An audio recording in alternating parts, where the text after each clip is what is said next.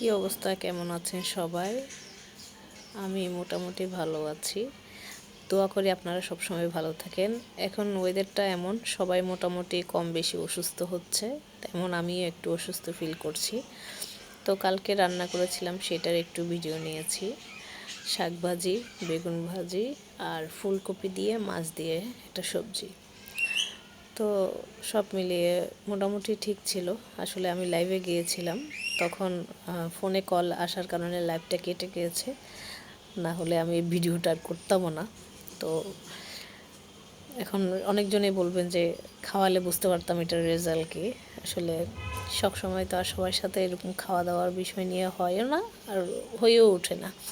Share করাটা অন্তত ভালো লাগা, এটাই। এখন আসলে দিন তো সবারই মোটামুটি ভালো মন্দ মিলিয়েই চলছে, আমাদেরও তেমনই। তো বাংলাদেশের যে অবস্থা, এই অবস্থার কারণে আসলে কারোই মন মেজাজ ভালো থাকার কথা না। আসলে আমরা যখন কোনো বিষয় নিয়ে প্রতিবাদ কিংবা সত্যি কথা বলতে যাই, তখন কিছু মানুষ এসে গালাগালি বাজে মন্তব্য এটাই করে। তাতে আসলে আমি মানুষের ধারে একটু কম ধারি, বিষয়গুলো আমি মাথায় কম নিই। দেশের যে অবস্থা, এগুলো আসলে কারোর পছন্দ হচ্ছে না। ট্রাফিকের দায়িত্বে কিছু স্টুডেন্টদেরকে নামায় দেওয়া হয়েছে, যারা মানে কোনো কিছুরই যোগ্যতা রাখে না কিংবা নাই। তো তেমনই এখন হয়েছে। ধরেন হেলমেট পরলাম না কেন, এটা সেটা বাজে বাজে মন্তব্য, মানে এরা এমন সুচিল হয়ে গেছে, বুঝছেন?